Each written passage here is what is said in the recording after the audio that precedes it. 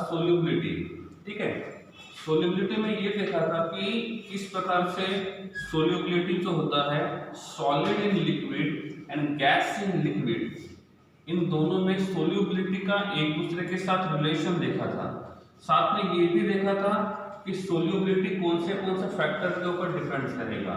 What is the effect of temperature, temperature बढ़ाते हैं तो कभी ऐसा होता है सोल्यूबिलिटी बढ़ता है, कभी कभी सोल्यूबिलिटी कम भी हो जाता है। ये डिपेंड करता है उस पर्टिकुलर रिएक्शन के ऊपर।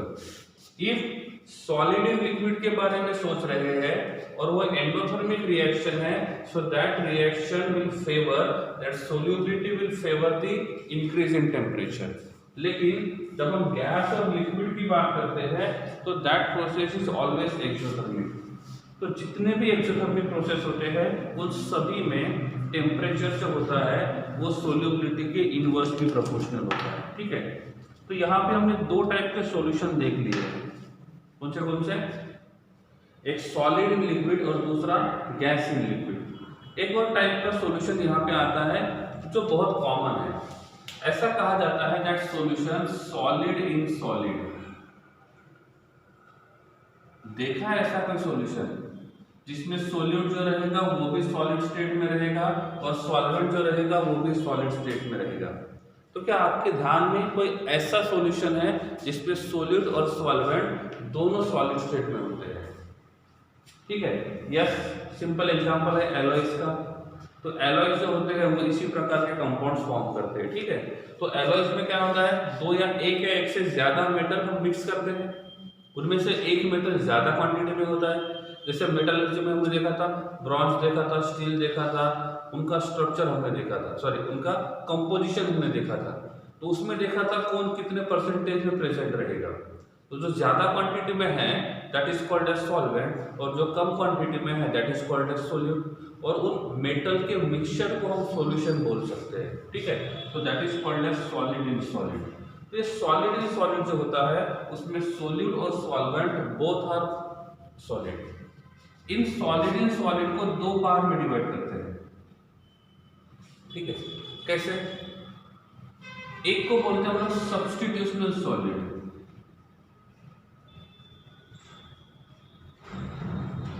एक को बोलते हैं सब्स्टिट्यूशनल सॉलिड और दूसरे को बोलते हैं इंटरस्टिशियल सॉलिड। क्या बोलेंगे? Interstitial solid. अब दोनों में फर्क क्या है? हम ये मान के चलते हैं कि यहाँ के जो एलॉय है वो इनके एटम्स का साइज इतना है, पार्टिकल्स का साइज। ठीक है, और ये मान के चलते हैं कि इनका अरेंजमेंट इस प्रकार से है। ठीक है, अब आपको ये रेगुलर दिखता है तो क्रिस्टलाइन कंसीडर करो और ये इरेगुलर दिखता है तो इसको एमॉर्फस कंसीडर करो, उससे कुछ फर्क नहीं पड़ने वाला है। ठीक है, हमको यही देखना है कि किस प्रकार से है। ठीक है, so this is a solid metal. अब इसमें क्या करना है, हमको ये कंप्लीटली एक ही टाइप का है, मतलब दिस इज अ सॉल्वेंट। अब इस सॉल्वेंट में, मतलब इस सॉल्वेंट सॉलिड में हमको सॉल्वेंट सोल्यूट ऐड करना है। अब ये मैं दो तरीके से कर सकता हूँ। इसको मैंने दो पार्ट में डिवाइड कर दिया स्टडी करने के लिए। ठीक है, तो कुछ पार्ट यहाँ पे है, कुछ पार्ट यहाँ पे है, दोनों अलग अलग है ये मान के चलना है। This is part A and this is part B, both are made up of same atoms. ठीक है, तो ये जो ए बी पार्ट है और ये जो ए पार्ट है दोनों सेम एलिमेंट से ही बने हैं, सेम एटम से ही बने हैं। ठीक है, अब क्या हुआ है, यहाँ पे हमको सॉलिड को ऐड करना है। तो इसमें क्या किया मैंने, यहाँ पे जो सॉलिड ऐड किया वो ऐड किया मैंने एक्स, इसको ऐड किया एक्स, और यहाँ पे जो मैं ऐड करूंगा वो रहेगा वाई। क्या रहेगा? वाई। तो दो को ऐड कर रहा हूँ, एक में एक्स को ऐड कर रहा हूँ और दूसरे में वाई को ऐड कर रहा हूँ। ठीक है, अब यहाँ पे मैंने क्या किया, यहाँ पे टोटल कितने पार्टिकल्स है? 1 2 3 एंड 4। तो यहाँ पे टोटल नंबर ऑफ पार्टिकल्स 12 है और यहाँ पे भी टोटल नंबर ऑफ पार्टिकल्स 12 है, ये मान के चलते हैं। ठीक है, अब क्या किया मैंने, इनमें से ही एक पार्टिकल निकाल दिया, इनमें से एक पार्टिकल निकाल दिया और वहां पे मैंने x को लगा दिया, इसको लगा दिया x को। ठीक है, एक मिनट फिर इसको इरेज कर देता हूँ। ओके, तो क्या किया, मैंने इनमें से एक एटम निकाल के वहां पे x नाम का एक एटम लगा दिया। यहाँ पे जो y नाम का एटम है मैंने वो यहाँ पे रख दिया। तो क्या फर्क है, क्या फर्क है दोनों में? दोनों में फर्क क्या है? ए में हमने जो सॉलिड ऐड किया है, कौन सा y सॉलिड, वो कहाँ पे है? वो इन बिटवीन द एटम्स है। और जो इन बिटवीन द एटम्स का पोजीशन होता है, that position is called as interstitial position. सही है ना? ये आपने सॉलिड स्टेट में देखा था, इंटरस्टिशियल का मतलब क्या होता है। तो इसमें क्या है, हमने किसी एटम को रिमूव नहीं किया, हमने क्या किया, उस एटम के बीच में जो खाली जगह होती है, that is called as interstitial space, वहां पे हमने क्या किया, इसको लगा दिया, y को। इसमें क्या किया, हमने एक एटम को निकाला और उसकी जगह हमने x को लगा दिया। तो इनमें से मेरे हिसाब से ये वाला होना चाहिए सब्स्टिट्यूशनल सॉलिड और ये वाला होना चाहिए इंटरस्टिशियल सॉलिड। समझ के नहीं समझे? तो सब्स्टिट्यूशनल सॉलिड का मतलब होता है हम उस सॉलिड एटम में से, हम सॉलिड सब्सटेंस में से कुछ एटम्स को निकालेंगे और उसको निकाल के वहां पे हम दूसरे एटम्स को ऐड करेंगे। सो वो बन जाएगा सब्स्टिट्यूशनल सॉलिड। दूसरे में क्या होगा, हमने किसी मेटल के एटम को नहीं निकाला, हमने किसी सॉलिड के एटम को नहीं निकाला, हमने क्या किया, एक छोटा सा एटम जिसका साइज बहुत छोटा होता है, ऐसे एटम को उन एटम के बीच वाली जगह पे ऐड कर दिया। तो यहाँ पे एक बनता है सब्स्टिट्यूशनल सॉलिड और दूसरा बनता है इंटरस्टिशियल सॉलिड। तो दोनों के बीच का डिफरेंस समझ में आ गया? एक बनता है सब्स्टिट्यूशनल सॉलिड और दूसरा बनता है इंटरस्टिशियल सॉलिड। अब दोनों में डिफरेंस क्या है, पहले वो देख लेते हैं कि दोनों के बीच में डिफरेंस क्या हो सकता है। कब हमको पता चलेगा कि वो इंटरस्टिशियल सॉलिड बनाएगा और कब हमको पता चलेगा कि वो सब्स्टिट्यूशनल सॉलिड बनाएगा? क्या लगता है? मेरे हिसाब से सब्स्टिट्यूशनल सॉलिड में और इंटरस्टिशियल सॉलिड बनाने की दो कंडीशन है। पहला, सिमिलर साइज, और दूसरा वेरी स्मॉल साइज।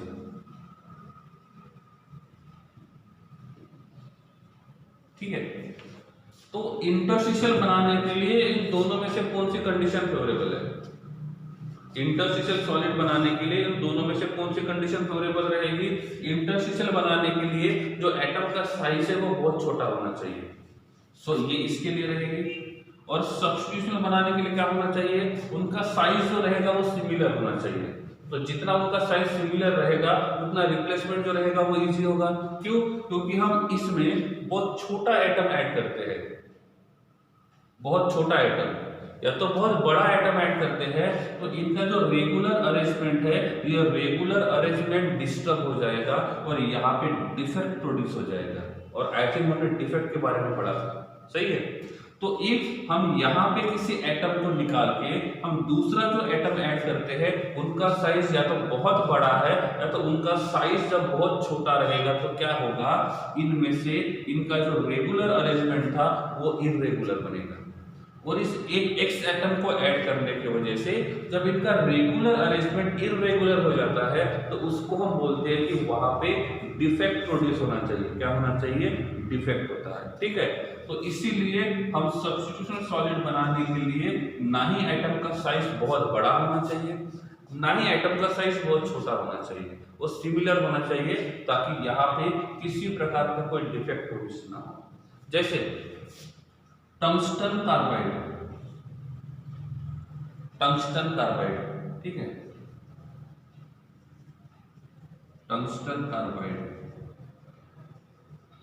ये इंटरस्टिशियल सॉलिड बनाता है, जिसमें क्या होता है कि टंगस्टन जो होता है जिसका साइज बड़ा है, इसके बीच में इंटरस्टिशियल स्पेस के ऊपर हम कार्बन को ऐड करते हैं और इस प्रकार से ये टंगस्टन कार्बाइड बनाता है। So tungsten carbide is an example of interstitial solid. और जितने भी एलॉयज होते हैं, this alloys are the example of substitutional solid. ठीक है, so these are some solutions in which solute and solvent both are present in solid state. ठीक है, तो इसमें इतना ही आता है। ठीक है, तो हमको ये देखना है कि सब्स्टिट्यूशनल और इंटरस्टिशियल दोनों में फर्क क्या रहेगा। क्या हमने ये सॉलिड स्टेट में पढ़ा था? क्या हमने ये सॉलिड स्टेट में पढ़ा था?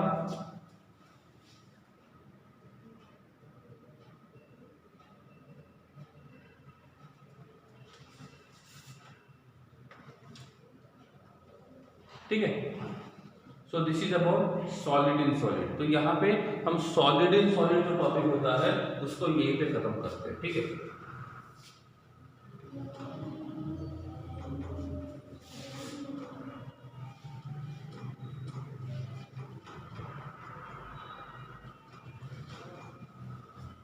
ठीक है। अब नॉर्मली जो सब्सटेंस होता है उसको दो पार्ट में बोलते हैं। First is called as volatile substance and second is called non volatile. क्या फर्क है दोनों में? फर्क है दोनों में। ठीक है, इफ हम दोनों के बीच का डिफरेंस देखें कि वोलेटाइल और नॉन वोलेटाइल दोनों में फर्क क्या है, तो क्या होना चाहिए? वोलेटाइल वो होते हैं जो इजीली इवेपोरेट होते हैं, तो नॉर्मल कंडीशन में भी जो इजीली इवेपोरेट होते हैं that is called as volatile, और जो इजीली इवेपोरेट नहीं होते उसको बोलेंगे नॉन वोलेटाइल। ठीक है, तो हम पेट्रोल का एग्जांपल ले सकते हैं। पेट्रोल जो होता है वो इजीली इवेपोरेट होता है और इसीलिए हम पेट्रोल को बोलते हैं कि petrol will be a volatile substance. या दोनों का डिफरेंस समझ में आ गया? वोलेटाइल वो होता है जो इजीली इवेपोरेट होता है, या तो नॉर्मल कंडीशन में ही इवेपोरेट होता है या तो हल्का सा हीट करने के बाद भी इवेपोरेट होता है। सही है, तो that is called as volatile. और जो इजीली इवेपोरेट नहीं होता है उसको हम बोलेंगे नॉन वोलेटाइल। ठीक है, मैं यहाँ पे वोलेटाइल सब्सटेंस की बात करता हूँ। सबसे पहले हम यहाँ पे क्या करेंगे? वोलेटाइल सब्सटेंस की बात करेंगे।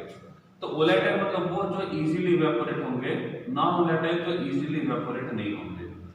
इसमें हमको क्या करना है? एक एक्सपेरिमेंट करके देखना है कि हम वोलेटाइल सॉल्यूट वोलेटाइल सॉल्वेंट में ऐड करके देखेंगे, फिर हम नॉन वोलेटाइल सॉल्यूट को वोलेटाइल सॉल्वेंट में ऐड करके देखेंगे और देखेंगे कि इनको ऐड करने से क्या फर्क होता है। समझ के बात को क्या करना है? हमको वोलेटाइल सॉल्वेंट को वोलेटाइल सॉल्यूट को वोलेटाइल सॉल्वेंट में ऐड करना है, फिर क्या करेंगे?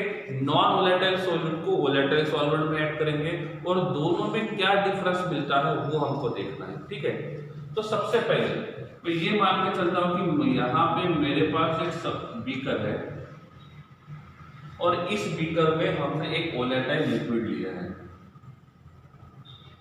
ठीक है, अब ये जो वोलेटाइल लिक्विड है इसको हमने यहाँ से क्लोज कर दिया, तो ये क्लोज कंटेनर में है। कहाँ पे रहेगा? ये क्लोज कंटेनर में रहेगा। अब ये वोलेटाइल होने की वजह से ये इजीली इवेपोरेट होगा या इजीली इवेपोरेट नहीं होगा? ये इजीली इवेपोरेट होगा या इजीली इवेपोरेट नहीं होगा? क्या लगता है? ये इजीली इवेपोरेट होगा, और इफ ये इजीली इवेपोरेट होता है तो क्या होगा? ठीक है, अब ये हमारा लिक्विड है।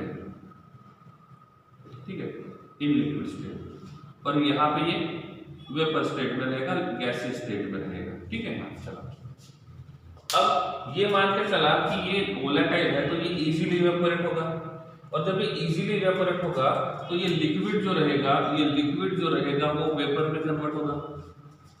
सही है, तो धीरे धीरे यहाँ पे किसका क्वांटिटी बढ़ेगा? किसका क्वांटिटी बढ़ेगा? वेपर का क्वांटिटी बढ़ेगा। सही है ना? तो हमने यहाँ पे क्या किया? धीरे धीरे यहाँ पे वेपर का क्वांटिटी बढ़ रहा है। ओके, उसके बाद क्या होगा? अब वेपर का क्वांटिटी बढ़ रहा है मतलब किसका क्वांटिटी बढ़ेगा? एक मिनट, इसके हिसाब से चलते हैं। This is considered as a water. इसको हम लोग वाटर कंसिडर करेंगे जो अभी लिक्विड स्टेट में है। अभी कौन से स्टेट में? Liquid state. तो यहाँ का जो लिक्विड स्टेट वाला वाटर रहेगा, इस लिक्विड स्टेट के वाटर को हम हीट करेंगे तो क्या होगा? क्या होगा? जैसे हम लिक्विड स्टेट के वाटर को हीट करेंगे तो ये लिक्विड स्टेट का वाटर जो रहेगा वो वेपर फेज में चले जाएगा, गैसीय स्टेट में, तो इसको वेपर फेज बोलते हैं। ठीक है, सही है। तो धीरे धीरे ये रिएक्शन इस डायरेक्शन में जा रहा है। ठीक है,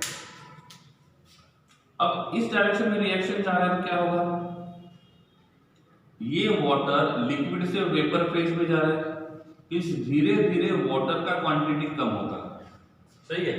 तो धीरे धीरे लिक्विड का क्वांटिटी कम होगा और वेपर का क्वांटिटी बढ़ेगा, और जैसे वेपर का क्वांटिटी बढ़ जाएगा तो यहाँ पे नंबर ऑफ वेपर पार्टिकल्स क्या होंगे, बढ़ जाएंगे, ठीक है।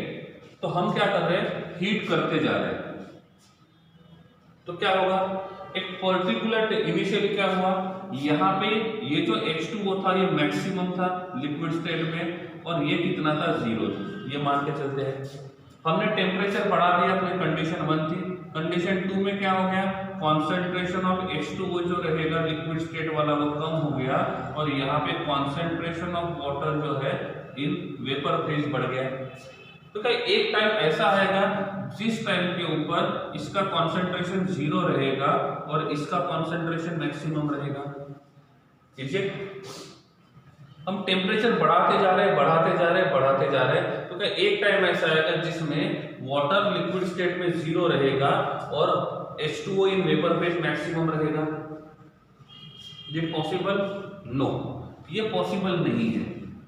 हाँ, हम ऐसे जा रहे हैं, इसको सोचते हुए जा रहे हैं तो लगता है कि पॉसिबल है, लेकिन रियल में ये पॉसिबल नहीं रहेगा। क्यों?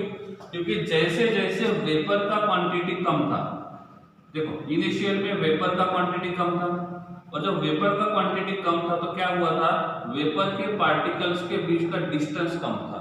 और हम यही मानते हैं कि जब डिस्टेंस कम होता है, मतलब डिस्टेंस ज्यादा होता है तो वो गैसीय स्टेट में होते हैं, डिस्टेंस कम होता है तो वो लिक्विड स्टेट में आएंगे, डिस्टेंस और कम होगा तो वो सॉलिड स्टेट में आएंगे। लेकिन इसका नेगेटिव स्टेट ही लिक्विड है, तो ये अभी सॉलिड में नहीं आ सकता नॉर्मल कंडीशन में, ये कूल करेंगे तब सॉलिड में आएगा। हम कूल करने की बात नहीं कर रहे, हम हीट करने की बात कर रहे हैं, मतलब हम टेम्परेचर बढ़ाने की सोच रहे हैं। और वैसे भी ये क्लोज सिस्टम है, वैसे भी ये कैसा है, क्लोज सिस्टम है।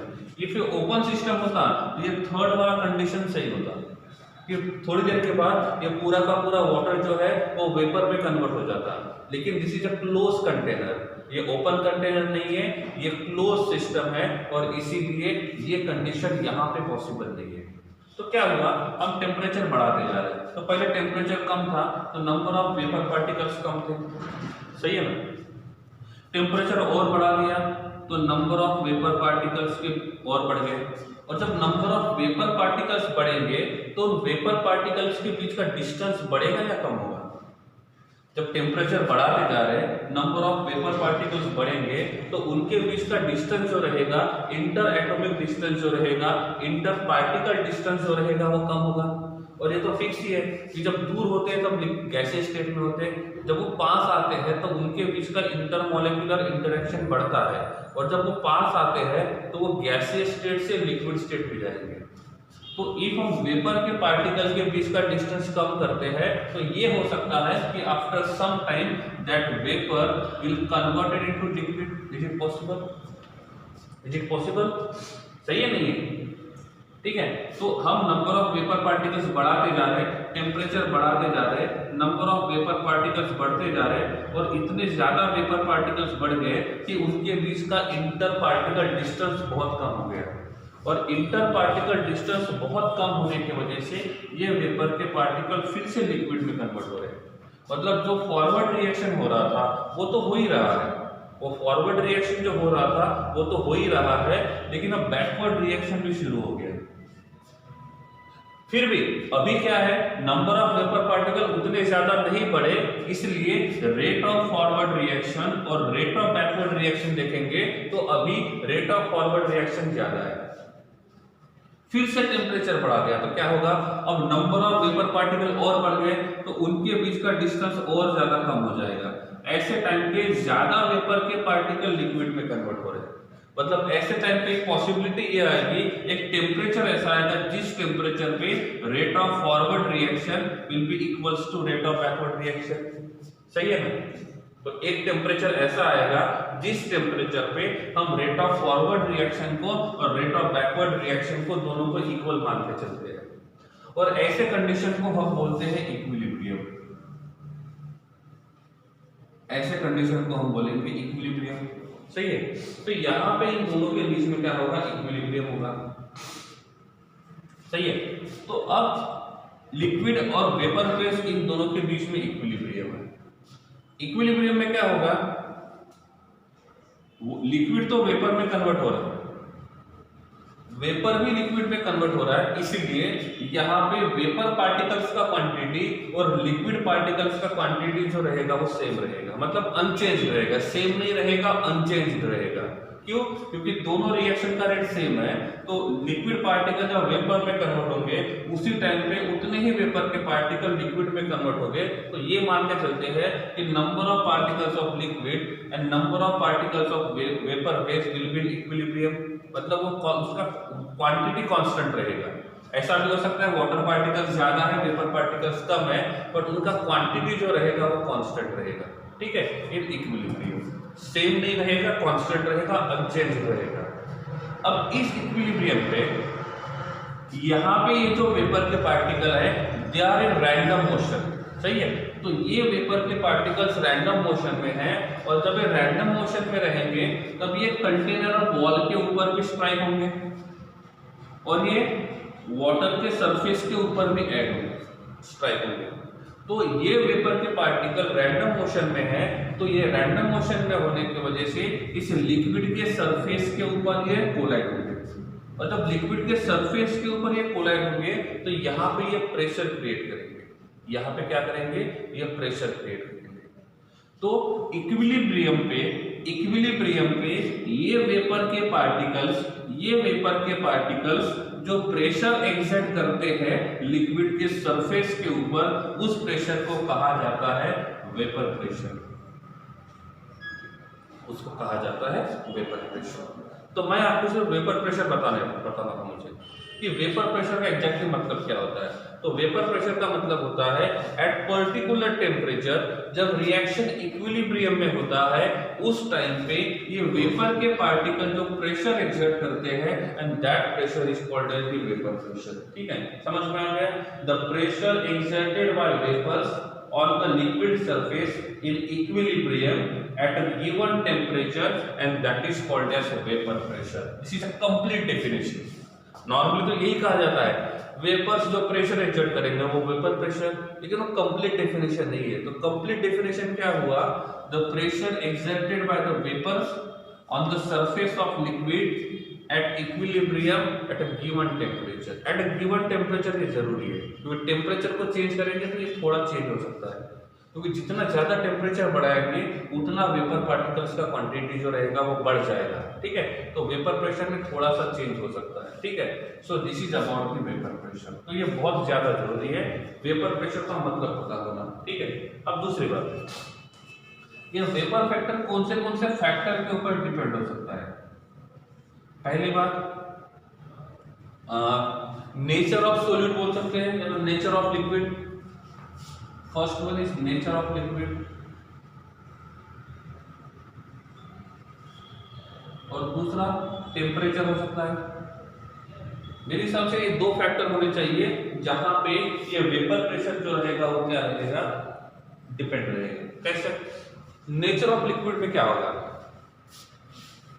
एट पर्टिकुलर टेम्परेचर किसी एक लिक्विड का वेपर प्रेशर ज्यादा हो सकता है और किसी एक लिक्विड का वेपर प्रेशर कम हो सकता है। तो हमने बोला एक पर्टिकुलर कांस्टेंट टेम्परेचर के ऊपर हमने N2 के सॉल्यूशन का और NH3 के सॉल्यूशन का, तो एक बीकर में NH3 का सॉल्यूशन है और एक बीकर में N2 का सॉल्यूशन है, तो किसका वेपर प्रेशर ज्यादा रहेगा एट कांस्टेंट टेम्परेचर। टेम्परेचर दोनों में सेम है, तो इन दोनों में से किस में वेपर प्रेशर ज्यादा होना चाहिए और किस में वेपर प्रेशर कम होना चाहिए। क्या लगता है? N2 में वेपर प्रेशर कम रहेगा, दिस इज N2, और NH3 में वेपर प्रेशर कम रहेगा। क्या लगता है? सोच के देखो थोड़ा सा। हमारे पास N2 भी है एक बीकर में अमोनिया भी है, सेम टेम्परेचर पे दोनों को हीट किया, सेम टेम्परेचर पे, तो दोनों में से किसका वेपर प्रेशर ज्यादा होना चाहिए और क्यों? एक में N2 के ही मॉलिक्यूल है और दूसरे में NH3 के ही मॉलिक्यूल है, ठीक है। क्या होगा इसमें?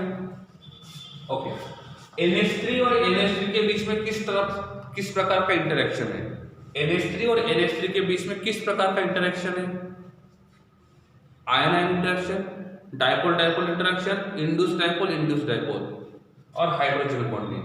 तो here having hydrogen bonding, H bonding,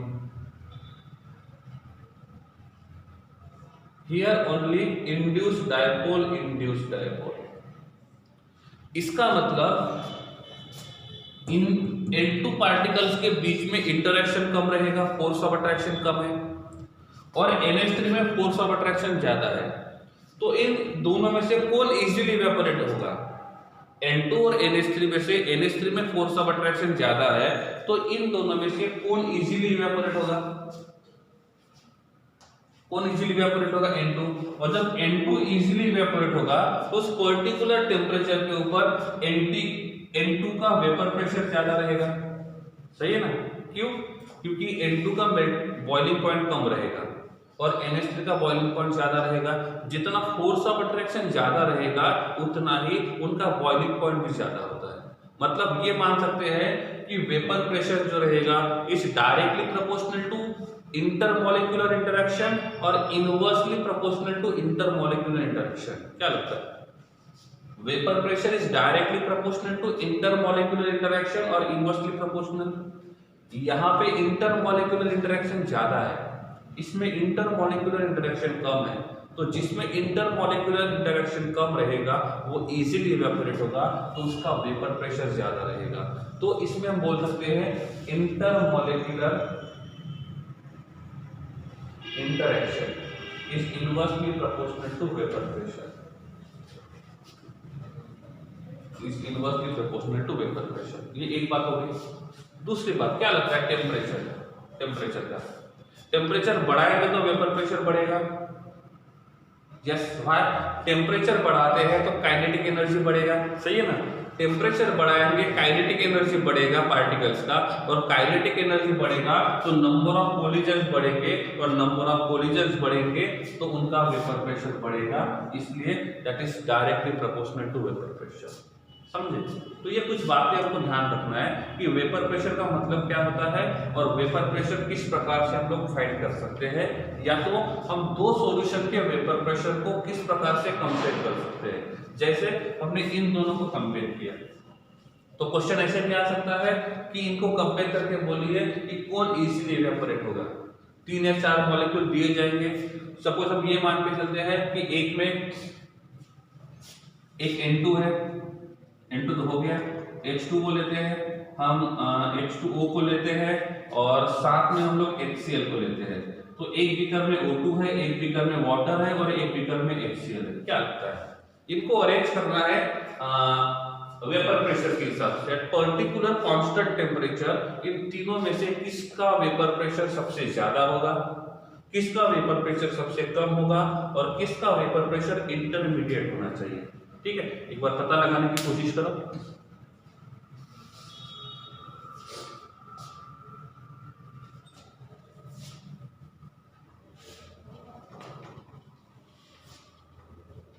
किसका वेपर प्रेशर सबसे ज्यादा रहेगा, किसका सबसे कम रहेगा, और किसका इंटरमीडिएट होना चाहिए। क्यों पता रहेगा तो बहुत अच्छी बात है,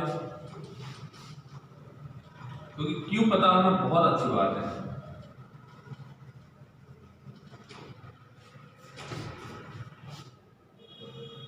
सबसे कम रहेगा H2O का, सबसे ज्यादा रहेगा O2 का, बीच में रहेगा HCl। Here RD/ID, here H bonding and here DD, सही है ना। और स्ट्रॉन्गेस्ट कौन सा होता है, H बॉन्डिंग, और वीकेस्ट कौन सा होता है, इंड्यूस डायपोल, और बीच में होता है डायपोल। सिंपल, ठीक है। तो यहाँ से भी हम पता लगा सकते हैं कि किस प्रकार का नेचर ये क्या करेंगे, शो करेंगे। ठीक है, I think this is enough for vapour pressure. ठीक है, तो वेपर प्रेशर के लिए इतना जरूरी है और इतना सफिशिएंट है। हम वोलेटाइल नॉन वोलेटाइल ये दो बातें आपको ध्यान रखनी है। ठीक है, अब क्या करना है, अब हमको देखना है जो वेपर प्रेशर है इन लिक्विड सॉल्यूशन।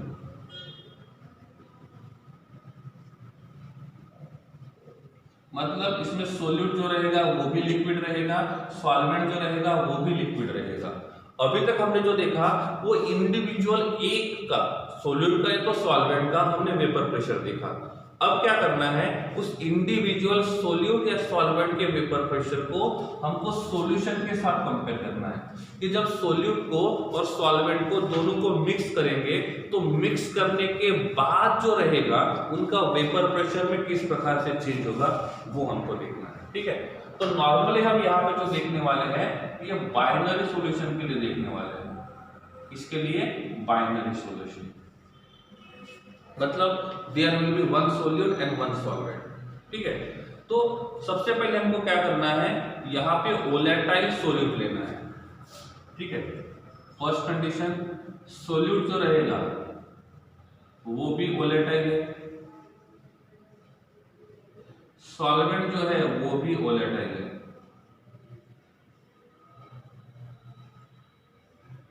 ठीक है, इस प्रकार से दोनों के दोनों वोलेटाइल है, तो वोलेटाइल को वोलेटाइल के अंदर मिक्स करेंगे। ठीक है, तो हर किसी का वेपर प्रेशर फिक्स रहेगा,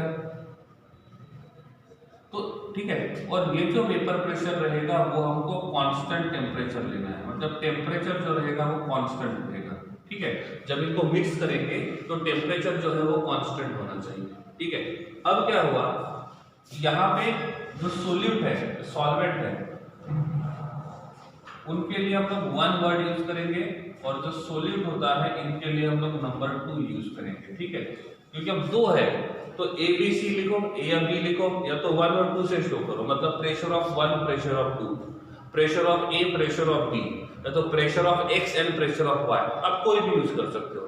किसी बुक में 1 2 लिखा है, किसी बुक में ए बी लिखा हुआ है, किसी बुक में एक्स वाई लिखा है। हम क्या करते हैं 1 और 2 के हिसाब से जाते हैं, कंफ्यूजन नहीं होना।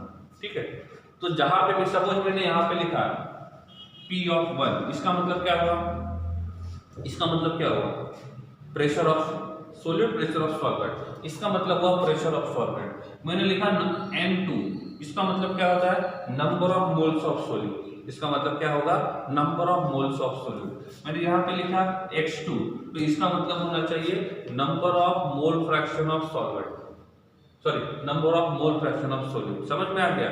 तो इसके बाद जहां पे भी हम 1 यूज करेंगे वो सॉल्वेंट के लिए होगा और जहां पे हम 2 यूज करेंगे वो सॉल्वेंट के लिए होगा।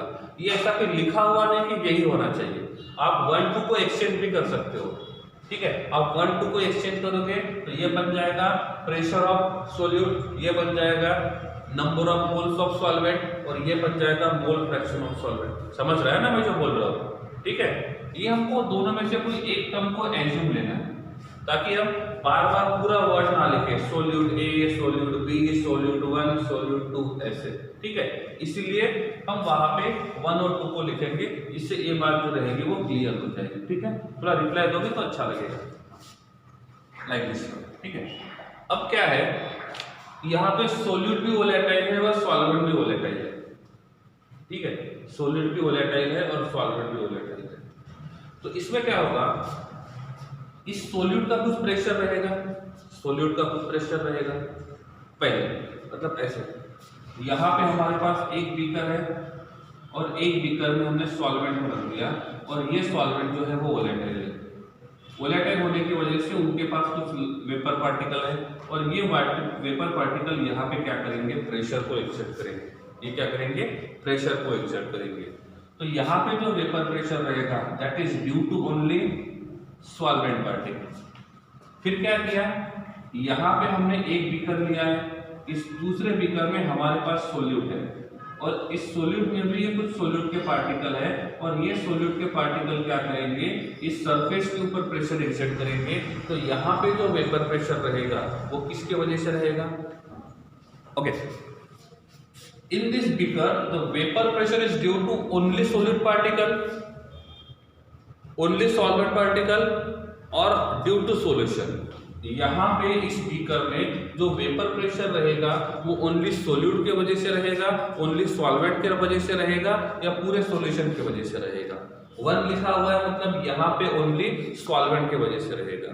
ठीक है, अब ये सॉल्वेंट ओनली अकेला सॉल्वेंट है या मिक्स किया उसको सॉल्यूट के साथ, ये ओनली सॉल्वेंट है या मिक्स किया, ये ओनली सॉल्वेंट है तो इसको बोल सकते हैं प्योर सॉल्वेंट, इसको बोल सकते हैं प्योर सॉल्वेंट। प्योर का मतलब अभी तक मिक्स नहीं किया, ठीक है। और यहाँ पे ये प्योर सॉल्वेंट का जो प्रेशर होता है, ये प्योर सॉल्वेंट का जो वेपर प्रेशर होता है उसको लिखेंगे P1 डिग्री।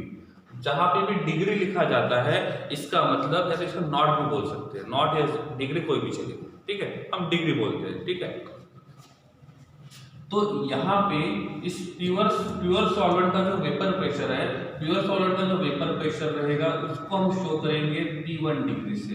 किससे शो करेंगे? P1 डिग्री से। यहाँ पे ओनली प्योर सॉल्यूट है, तो यहाँ पे जो उसका प्रेशर रहेगा उसको हम बोलेंगे P2 डिग्री। तो जहां पे भी डिग्री आता है तो ये मान के चलना चाहिए कि वो किसके लिए रहेगा? प्योर के लिए रहेगा, ठीक है। तो ये दोनों के दोनों प्योर है। अब क्या करेंगे, हम इसको इसके साथ मिक्स करेंगे। तो यहाँ पे हमारे पास एक सॉल्यूशन बनेगा इस बीकर में। तो इस बीकर में यहाँ पे सॉल्यूशन है, तो यहाँ पे जो सॉल्यूशन रहेगा ये कुछ वेपर पार्टिकल्स है एंड दिस इज सॉल्यूशन। तो यहाँ पे जो वेपर प्रेशर है वो किसकी वजह से रहेगा? यहाँ पे जो वेपर प्रेशर है वो किसकी वजह से रहेगा? दोनों के वजह से रहेगा। तो यहाँ का जो वेपर प्रेशर रहेगा वो दोनों के वजह से होना चाहिए, सोल्यूट के वजह से भी होना चाहिए और सॉल्वेंट के वजह से भी होना चाहिए। क्यों? क्योंकि हमने दोनों को मिक्स किया है, ठीक है। तो यहाँ पे जो वेपर प्रेशर रहेगा वो दोनों के वजह से रहेगा और यहाँ पे जो वेपर प्रेशर रहेगा उसको बोलेंगे टोटल प्रेशर, उसको बोलेंगे टोटल प्रेशर। तो ये जो टोटल प्रेशर है, ये जो टोटल प्रेशर है उसका और इन प्योर सॉल्वेंट का जो प्रेशर है वेपर प्रेशर, इन दोनों का रिलेशन बताने का काम किया था रॉड्स लॉ ने।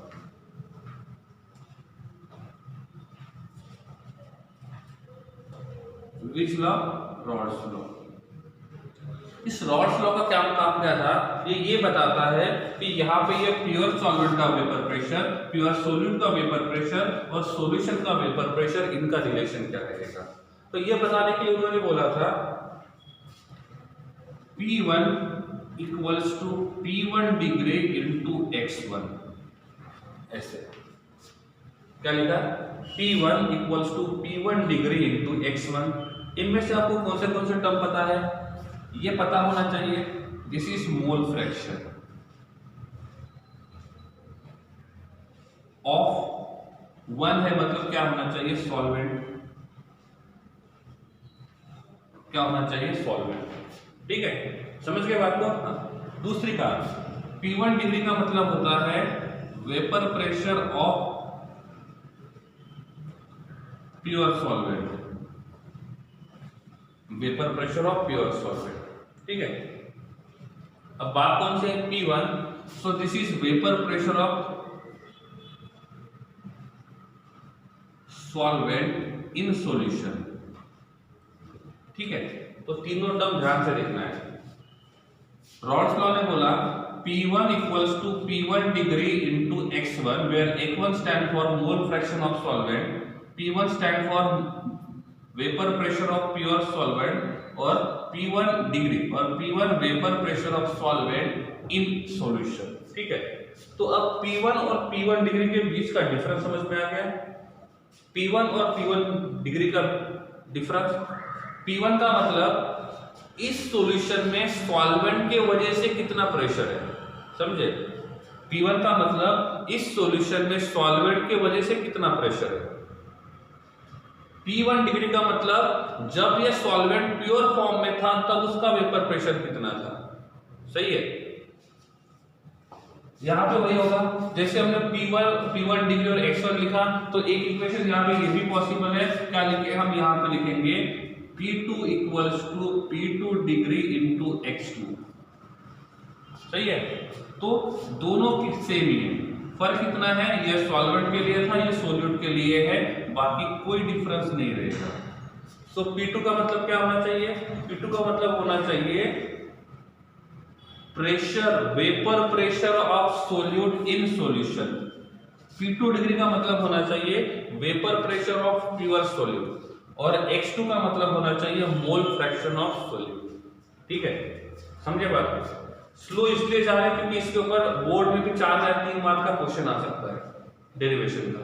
और डेरिवेशन स्टेप बाय स्टेप समझना होगा हमको, एक एक बात को समझना है, इसलिए ध्यान रखना है, आगे जाके गड़बड़ नहीं होनी चाहिए। ठीक है, तो मेरे हिसाब से यहाँ तक क्लियर है। तो रॉल्स लॉ ने बोला था कि किसी भी कंपोनेंट का, चाहे वो सोल्यूट रहे या सॉल्वेंट रहे, उनका सॉल्यूशन के अंदर का वेपर प्रेशर जो है, इस सॉल्यूशन के अंदर का उस एक कंपोनेंट का जो वेपर प्रेशर रहेगा वो उनके प्योर कंपोनेंट के वेपर प्रेशर और मोल फ्रैक्शन का मल्टीप्लिकेशन रहेगा। क्या बोला मैंने?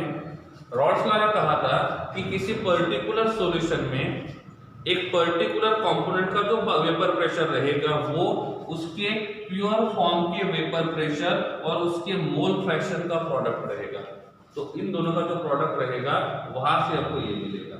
ठीक है, अब ये उन्होंने आगे एक्सप्लेन भी किया था कि कैसे हुआ था। ठीक है, इनको एक्सप्लेन करने के लिए इनको और किसी ने हेल्प किया था, और वो हेल्प किया था डाल्टन ने। क्योंकि पार्शियल प्रेशर का लॉ किसने बताया था? डाल्टन ने बताया था। Partial pressure, law of partial pressure किसने बताया था? डाल्टन ने बताया था। 11th में पढ़ा था हमने, डाल्टन ने बोला था पार्शियल प्रेशर का लॉ। ठीक है, तो डाल्टन ने क्या बोला था कि टोटल पार्शियल मतलब टोटल वेपर प्रेशर जो रहेगा, टोटल वेपर प्रेशर जो सॉल्यूशन का रहेगा, that will be a some of vapour pressure of 1 plus vapour pressure of 2। So P stand for, PT stand for vapour pressure of solution. समझ के बात को? तो PT का मतलब होता है vapour pressure of solution.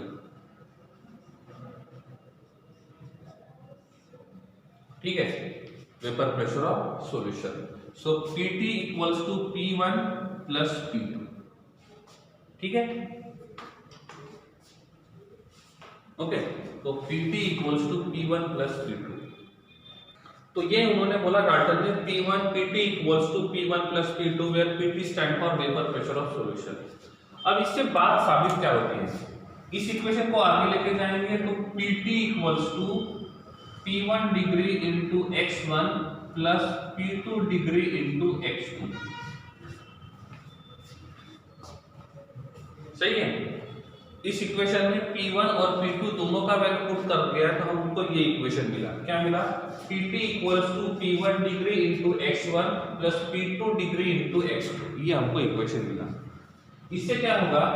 If इस सॉल्यूशन में हम मोल फ्रैक्शन ऑफ x2 बढ़ाते हैं। देखो, मोल फ्रैक्शन जो है वो रिलेटिव टर्म है, मोल फ्रैक्शन जो है वो रिलेटिव टर्म है। ठीक है, तो क्या होगा? नंबर ऑफ मोल्स ऑफ 1 बढ़ाते हैं तो x1 बढ़ेगा, और नंबर ऑफ मोल्स ऑफ 2 बढ़ाते हैं तो x2 बढ़ेगा। सही है, सही है ना? हाँ, लेकिन इसमें एक बात ये भी ध्यान रखना है, x1 plus x2 always will be 1। ये बाइनरी सॉल्यूशन है तो यहाँ पे दो ही कंपोनेंट रहेंगे, एक 1 और दूसरा 2, और दोनों कंपोनेंट के मोल फ्रैक्शन का एडिशन कितना रहेगा? 1 रहेगा। तो इफ हम यहाँ पे x2 का क्वांटिटी बढ़ाते हैं, इफ हम यहाँ पे x2 का क्वांटिटी बढ़ाते हैं तो x1 का क्वांटिटी कांस्टेंट रहेगा, x1 का क्वांटिटी बढ़ेगा या x1 का क्वांटिटी कम होगा? क्या होगा? इफ हम x1 और x2 में से x2 का क्वांटिटी बढ़ाते हैं तो x2 का क्वांटिटी इंक्रीज करने की वजह से x1 के क्वांटिटी में क्या होगा? डिक्रीज होगा, इंक्रीज होगा या कांस्टेंट रहेगा? डिक्रीज होगा। क्यों? क्योंकि these are relative term, x1 plus x2 equals to 1। तो इस सॉल्यूशन में इफ हम x2 का क्वांटिटी बढ़ाते हैं, मोल फ्रैक्शन ऑफ x2 बढ़ाते हैं, मोल फ्रैक्शन ऑफ सोल्यूट बढ़ाते हैं, तो x2 का क्वांटिटी कम बढ़ेगा, x1 का क्वांटिटी कम होगा। सही है, तो इसके वजह से क्या होगा? प्रेशर ड्यू टू सोल्यूट बढ़ेगा, प्रेशर ड्यू टू सॉल्वेंट कम होगा। समझ गए बात को? नहीं समझे? फिर से बता।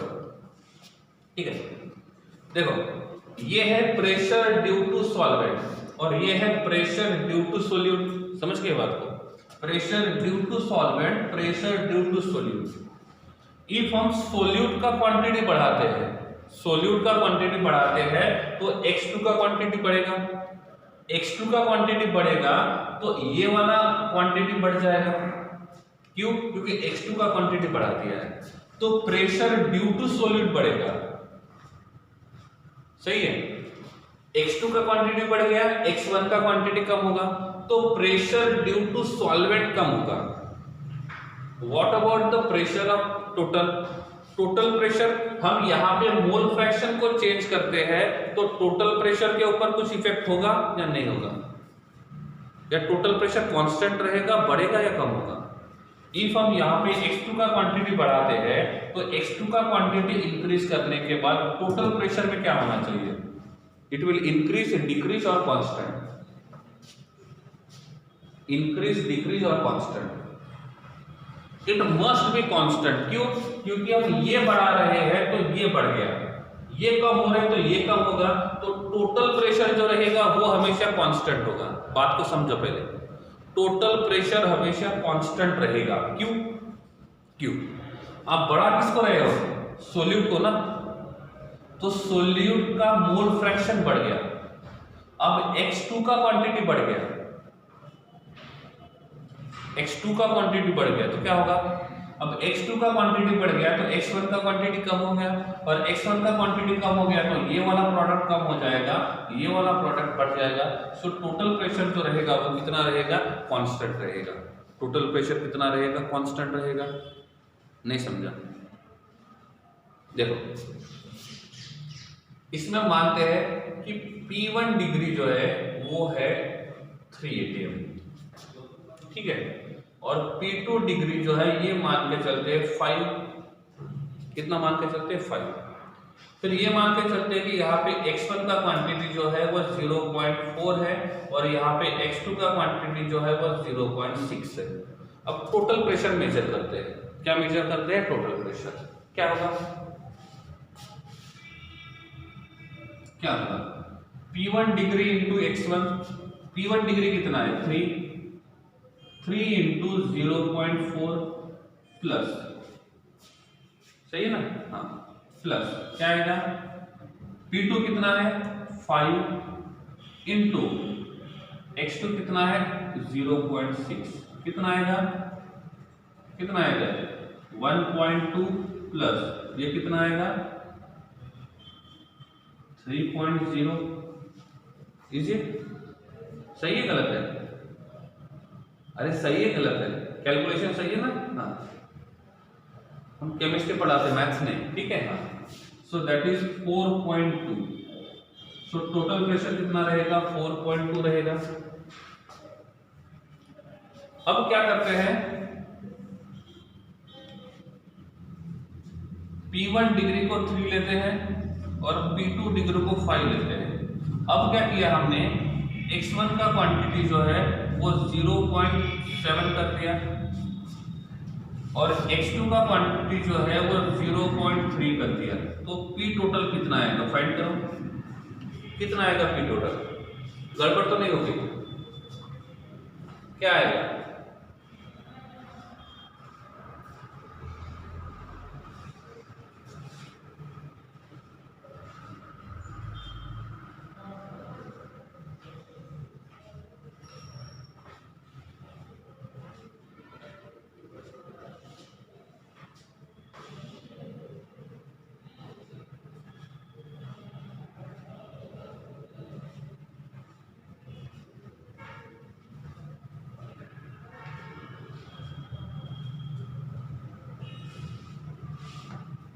गड़बड़ हो गया?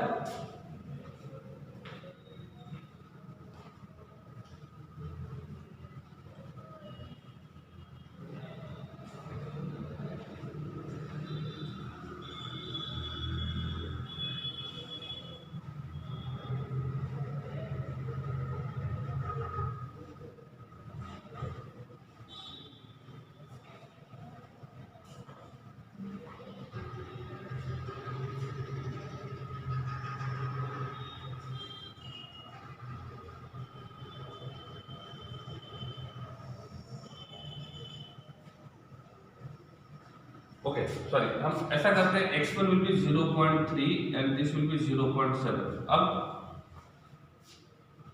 अब कितना होगा?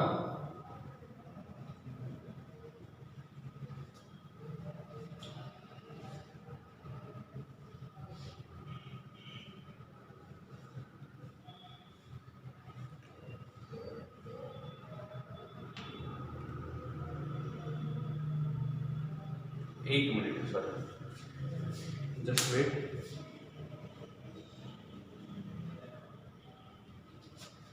जस्ट वेट, कुछ गड़बड़ हो गई।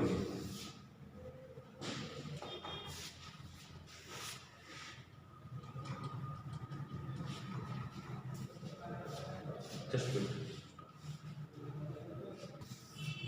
नॉर्मली ऐसा होता है कि मोल फ्रैक्शन एक का बढ़ाते हैं तो दूसरे का कम होता है, टोटल प्रेशर जो रहेगा वो कांस्टेंट रहेगा। शायद हमने वैल्यूज में कुछ गड़बड़ की है, वो मैं आपको कल बताता हूँ नेक्स्ट लेक्चर में, ठीक है। अभी इसका डेरिवेशन कंप्लीट कर लेते हैं, ठीक है, और इसका जो भी प्रॉब्लम आएगा वो हम लोग सेकंड हाफ में सॉल्व करने की कोशिश करते हैं, ठीक है। अब क्या हुआ है, हमारा जो इक्वेशन बना है that is total pressure equals to P1 degree into x1 plus P2 degree into x2। अब इसमें क्या होगा, x1 plus x2 equals to 1, x1 plus x2 equals to 1। तो क्या होगा, इफ हम यहाँ पे x2 का वैल्यू लिखना चाहते हैं तो दैट विल बी क्या होगा, that will be 1 minus x1। तो इसका जो वैल्यू रहेगा वो कितना रहेगा, 1 माइनस x1। तो अब क्या करते हैं, हम x2 की जगह 1 माइनस x1 लिख सकते हैं। इफ मुझे यहाँ पे x1 का वैल्यू लिखना है तो ये बन जाएगा 1 माइनस x2, ये दोनों पॉसिबल है। तो यहाँ पे जो मैंने ऊपर इक्वेशन लिखा है दिस वन, आप इस इक्वेशन में या तो आप x2 का वैल्यू पुट करोगे तो आपको ये वैल्यू मिलेगा, आप यहाँ पे x1 का वैल्यू पुट करना चाहते हैं तो आपको ये मिलेगा। एट ए टाइम दो में से कोई भी एक ही यूज करना है तो दोनों यूज नहीं करने, ठीक है। अब देखो मैं यहाँ पे फर्स्ट वाला इक्वेशन यूज करता हूँ, तो ये इक्वेशन क्या बनेगा, total pressure equals to P1 degree into x1 plus P2 degree into 1 minus x1। सही है, हम इसके हिसाब से जाते हैं फर्स्ट के हिसाब से। आगे इसको ऐसा लिख सकते हैं P1 degree into x1 plus P2 degree minus P2 degree into x1। सही है। अब क्या होगा, इस P2 को आगे लेके आ सकते हैं तो क्या बनेगा, दैट इज P2 डिग्री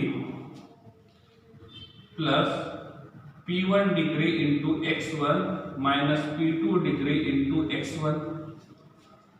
अब इन दोनों में x1 कॉमन है, कौन कॉमन है, x1, तो हम x1 को बाहर निकाल सकते हैं। तो ये क्या बनेगा, that will be P2 degree plus P1 degree minus P2 degree into x1। तो यहाँ पे रहेगा ये टोटल प्रेशर। तो ये टोटल वेपर प्रेशर निकालना है, ये टोटल वेपर प्रेशर निकालना है तो हम इस इक्वेशन को यूज कर सकते हैं। ये इक्वेशन तब काम आएगा जब मोल फ्रैक्शन ऑफ A दिया हुआ है 1 दिया हुआ है और मोल फ्रैक्शन ऑफ 2 दिया हुआ नहीं है, ठीक है। तब इस इक्वेशन को हम लोग क्या कर सकते हैं, यूज कर सकते हैं। इफ हम सेकंड वाली कंडीशन यूज करते हैं तो उसके लिए क्या कर सकते हैं, इक्वेशन सेम ही रहेगा, थोड़ा चेंज हो जाएगा।